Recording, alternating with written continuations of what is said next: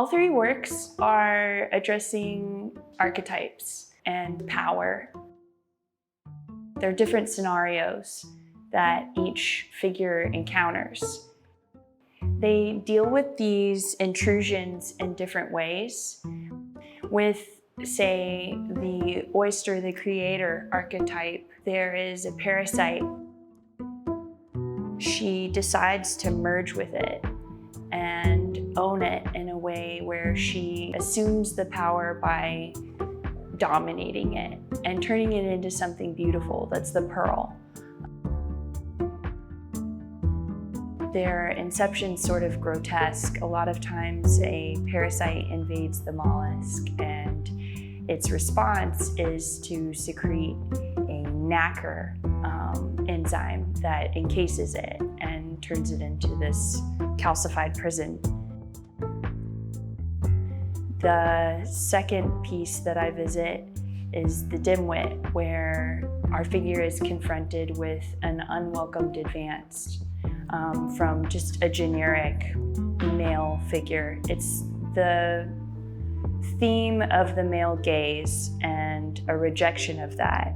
She's snuffing it out with this spit wind that has eviscerated that advance. And it's that moment before the rejection is apparent to this aggressor. So I've exacted this heavy impasto green plastic smile onto that piece. The dimwit is the ruler. So she has dominated this thing in a way where she's hovering over him. Her hands are clenched in a way where it almost looks as if she's going to asphyxiate our other character. Third and lastly is the explorer. This is a figure that is oppressed by this intentionally disproportionately rendered thumb that isn't so much a thing as it is an idea. It's this existential crisis that this figure has left behind, like an old identity. And they want to so badly that they're willing to sever a devolved limb from this situation and jaunt forward into this unforeseen, like murky void. But they're doing it in sort of a gliding manner and a fearlessness that is another way to assume power in bravery.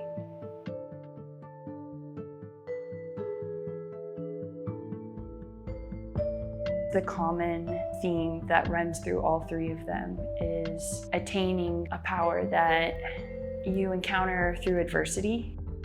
There's different ways of dealing with that, given the scenario or given like who you are. Those are things that I visit often in my pieces.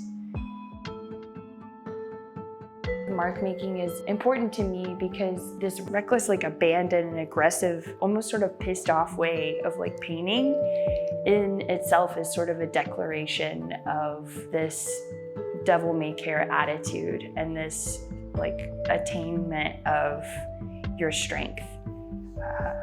That self-mastery is something that is important and for me is part of my like feminist agenda.